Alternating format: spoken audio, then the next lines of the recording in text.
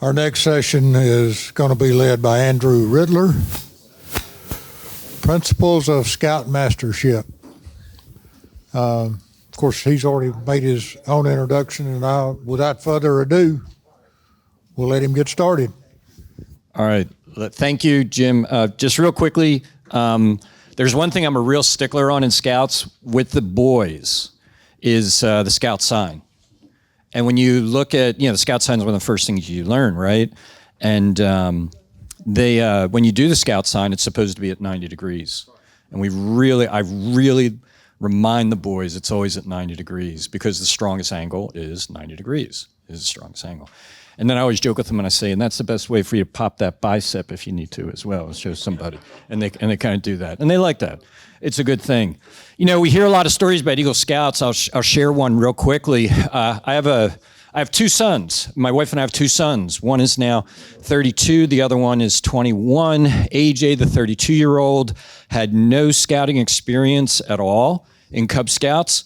He was a travel hockey player. He was a really good travel hockey player. We lived in Chicago, learned how to skate up there really well, very well. And we poured everything into travel hockey. And this is what brought it up was I heard a lot about travel sports here. When AJ was even at that age of going into Scouts, he had a buddy who was transitioning into a troop, and the buddy said, hey, why don't you join me in the troop? And it was like a blessing to me. I was coaching him in hockey, but I hadn't introduced him to Scouts and Cub Scouts at all. AJ goes to summer camp. He comes home with the worst chiggers of his life. We had just moved here. We didn't know what chiggers were. And he was sort of abandoned at summer camp. He went with a very, very, very large troop. And he came home and he said, Dad, it's just not for me. And he's an outdoor fella. He's a great guy. We used to play ice hockey outdoors. And we said as a family, okay, fine, we'll go back to travel sports. And we did. And we pushed travel sports. And he had a great experience with it. Along comes Jack. We get Jack in to Cub Scouts at about third grade. I'm the Scoutmaster. Really kept distance from him, gave him his own space. Fast forward, Jack is Eagle with 3 palms. And just a great guy. You meet him. And AJ's a great guy too. So you think as a parent, geez, I got 1 Eagle and I didn't get 1 Eagle. AJ comes home one night at the age of 21. He was making cash running cars at the Vanderbilt Club up here and parking cars. And one of the other car hops wasn't feeling good. So AJ said, why don't you sit down underneath the tree and I'll take care of the cars. He looks over, the fellow's going into, first he's going into shock and then he's going into convulsions. AJ goes over, administers first aid. Other people are there and sees it. AJ says, the non-scout says, someone call 911. No one wants to call 911. AJ has to start CPR on him because the person stopped breathing and his heart stopped. Ambulance comes, person survives. AJ continues his shift that night. He comes home about 1:30 in the morning. I'm the dad. I'm asleep. My wife Barb asks him, how was your night? And he says, oh, it's good. I had to resuscitate somebody, right? 21 years old, never been in scouting. What he had been in for 4 years was American Red Cross lifeguard. And they, as a lifeguard at a public pool, and they drill them every week on resuscitation. So I can tell that story and tell you how proud I am of that non-Eagle Scout, right? Non-Eagle Scout and where he got it, as much as I am as my Eagle Scout. So I think the Eagle Scout is a huge recognition. I'm really glad that I have it, but at the same time, I think it's really more about scouting. It is just more about scouting. And because everybody can't be captain of the team, everybody can't be the top goal scorer, everybody can't be all that kind of stuff. Some people can be, but everybody can be a great team player. Everybody can be a great team player, right? And so if you run into these people who didn't make it all the way, to Eagle or whatever, oh, no, they were a scout. Once a scout, always a scout. Once an Eagle Scout, always an Eagle Scout. So help them with that, because some people really suffer with that. What we're going to talk about quickly here now is called Principle of Scoutmastership. My dad never made Eagle Scout. My dad was a Life Scout. I know my dad grew up in a very poor family. I know his uniform was provided for him. I know that he worked at summer camp to make money, like Father Troy did, in order to get through things. And I have a lot of his stuff. Someone was really good to him. I wish I could remember that. I know who his name was. It was his Scoutmaster when he was in his troop in Bristol, Pennsylvania. And his Scoutmaster probably became a Scoutmaster in the 40s. And he was a younger Scoutmaster, and he left my dad a bunch of books. One of the books he left my dad was the first Scoutmaster training that went on in Boy Scouts of America in the United States. This is the 1932 edition of Principles of Scoutmastership. Really fascinating book. Terry already found it online and bought a copy of some of the words on it. Excuse me? Oh, he got a freebie. Terry's not going to buy it. He's got a freebie. These are some of the chapters that I really liked about it. The nature of the boy's reading program, why every boy needs to learn how to read. Again, 1932, everybody didn't know how to read. Scoutmaster had an impact on whether that person could read or not. Okay, that has not changed today. Now it's about, can that scout communicate or not? Right? A lot of this hasn't changed. I got this is the 1920 version? Oh, you got the 1920 version. Oh, good. This came from, says it up here. This is the stenographic report from a group of lectures and discussions that happened over March through May of 1929 in New York City at the headquarters of Scouting. So Scouting applied to life, relation of the troop to the parent institution. Oh my gosh, fascinating when you read that. I'm looking here at a 1949 article that I just saw today that was handed down, and there's this really beautiful line where it says, Scouting is designed to supplement the American home. Okay, it hasn't changed. This stuff hasn't changed. Society's changed, but we haven't changed.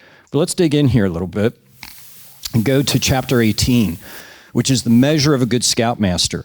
And they describe it as a 40-minute discussion, and it literally is. They actually have the give and take, the questions that are asked, like we've been doing here, to point out the traits and qualifications of a good Scoutmaster. And they reference certain things that they want to get into. And what I did was two quick quotes that came out of it was, in measuring a Scoutmaster, we can't always judge him or her by our own adult standards. It's really important. Okay, we have to judge them by adult standards, but not by our own adult standards. What's more important is that what the boy thinks about the Scoutmaster. And I have lived this as a Scoutmaster. I turned out to be a very effective Scoutmaster with the Scouts. Loved it. I didn't behave like a boy. I just could really work the patrol method well. I could work, all that with the Scouts really well. And I worked well with my committee. I worked well, I didn't use my committee as well as I should have as a patrol around me, right? But my real power, my real effect was with the Scouts themselves. And that what they know versus what adults think about them. But here was something that was really neat to get into. What are the three things about a Scoutmaster? And I'm just going to say, what are the three things about an adult leader in Scouting? And really, what are the three things about us? Because we are adult leaders, because everything we do is going to impact the Scouts. Father Troy is going to impact the Scouts. Jim Gushke is going to impact the Scouts, even though we are not at the troop level all the time. So these were the major subdivisions they came up with. What he is, what he knows, and what he does. I tried to apply that to a Scout as Reverend. Because duty to God is still the first thing in Scouting. It is still the first piece, all right? And Reverend, it's been said, Baden-Powell purposely made a Scout as Reverend the 12th law because he said that's the foundation. If a boy does not have a relationship with God, then, I forget what his words were exactly, but that's where the weakness is. So that's why it didn't start with number 112. He ended with 12. In fact, there's a quote out on, you can Google it, and you can actually I think it's him. I don't know if it's AI, but I think it's him before AI came out that he was there. So let's look at it. Scout is reverent. Even though they didn't talk about this in the measure of a good Scoutmaster, but these are the things they talked about. They talked about comradeship. When was the last time we used the word comradeship in a sentence, right? Human. Do we ever use the word human in a sentence? These were what the Scoutmasters were coming up with as they were talking about what that person is. Enthusiasm, good health. Wow. We just talked, I mentioned the other night that now when you go out to Philmont, you have to have 3 adult leaders with you. And the reason for that is the high dropout rate of one of the adult leaders when they're on the crew, and you have to be 2 deep. So that's why they went to 3.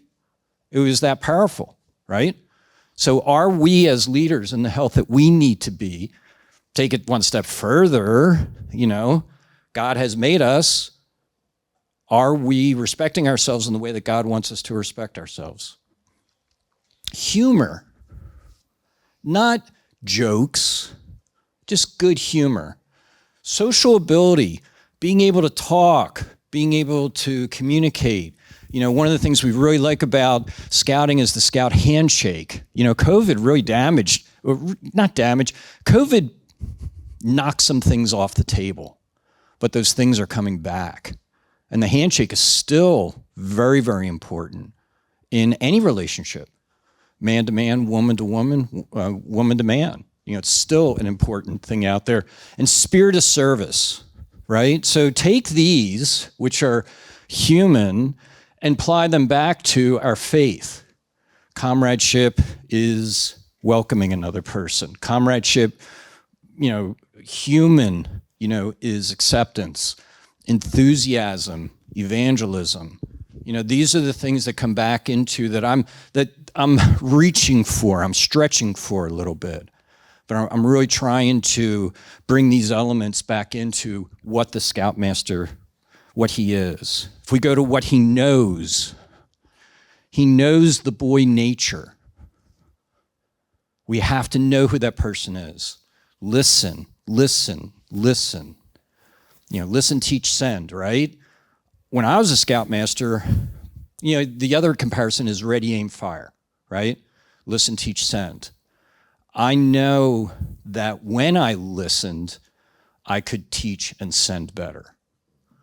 When I listened poorly, my teaching was poorer and my sending was ineffective.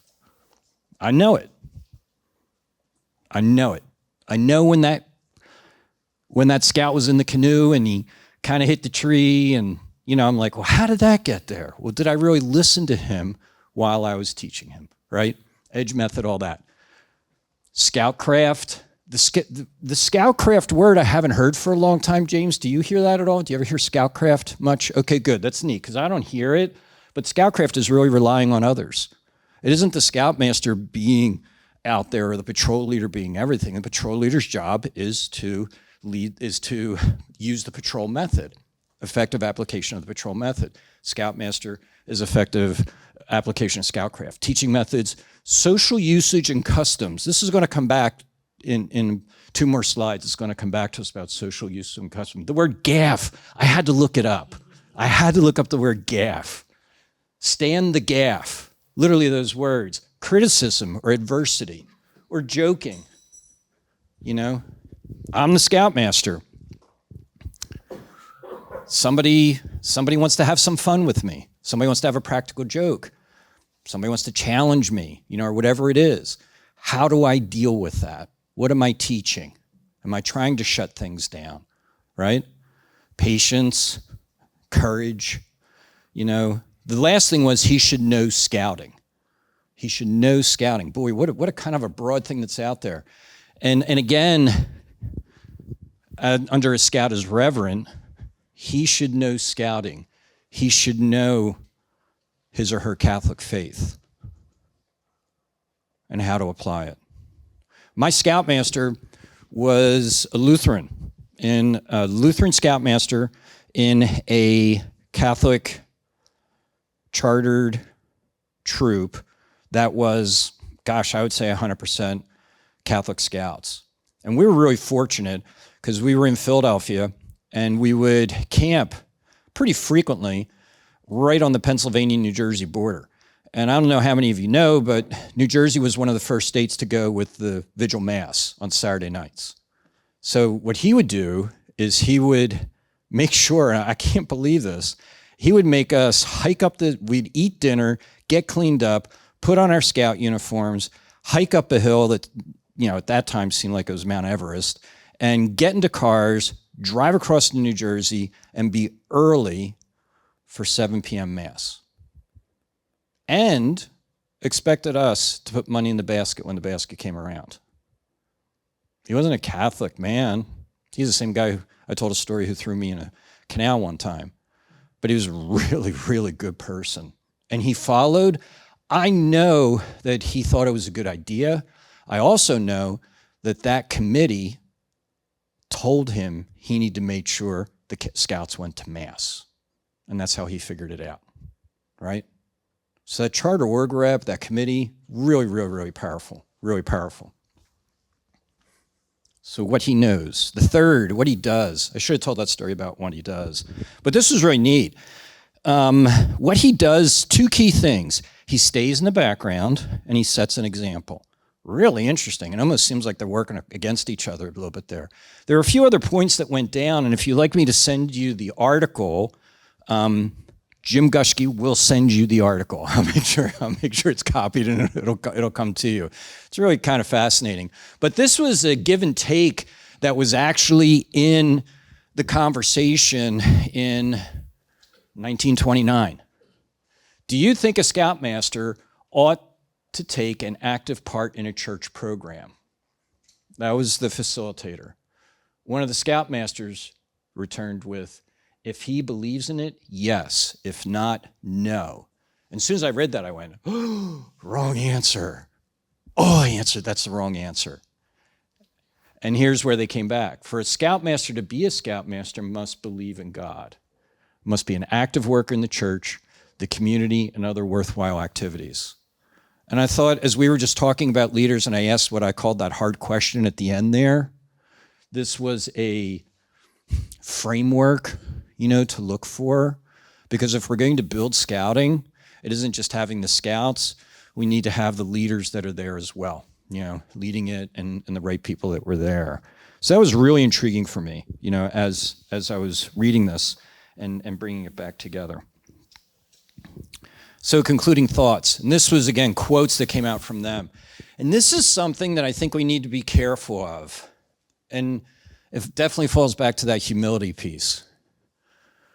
In 1929, they sent out questionnaires to several hundred leaders of the community, and 2.5% of them in their returns said scouting was harmful because it developed snobbiness.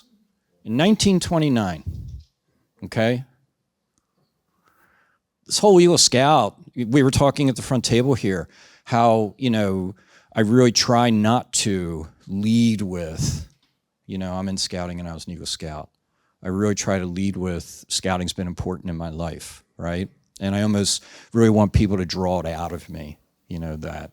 Now, when I introduce someone who's an Eagle Scout, I will definitely introduce them, as an Eagle Scout. I'm a 4th degree knight. I'm never going to lead that I'm a 4th degree knight. I'm going to wait till someone does something. That humility we need to keep working on. But this is what I'm really worried about, is that 2.5% of the target market that we have is thinking this way, So I got to make sure that I can't be everything to everybody, but I got to make sure I'm not that, right? I got to make sure I'm not a snob.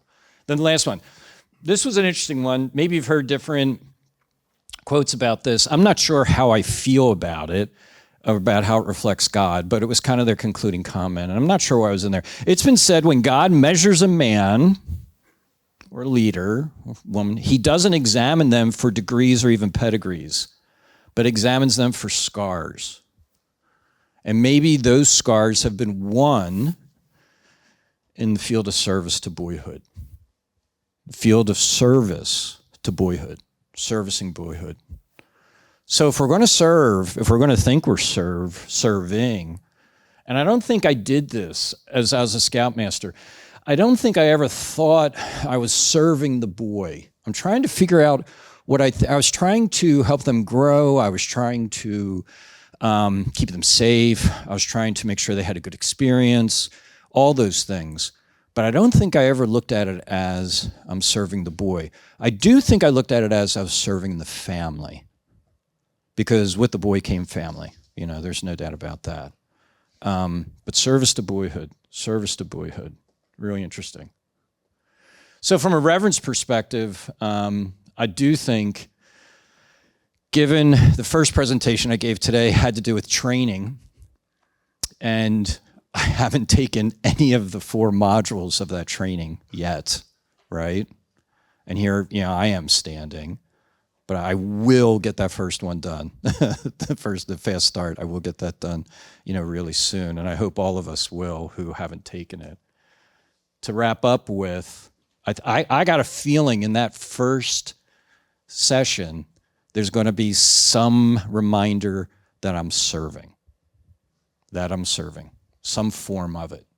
And that's why I need to take the education. That's why I need to be in that place. That's why if I'm really committed to Catholic scouting, if I'm really committed to my faith and boyhood and scouting and all the things that come together, I really, if I'm going to be standing, if I'm going to talk about to anyone and have credibility to say, I think you should consider scouting, or you might want to consider scouting, I got to be at my best. I got to be as prepared as I can to get out there.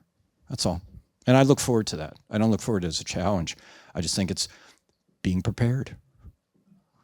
Oh, did that finish well? That just finished really well. Wasn't planned. All right. Any thoughts, questions? Anybody have anything?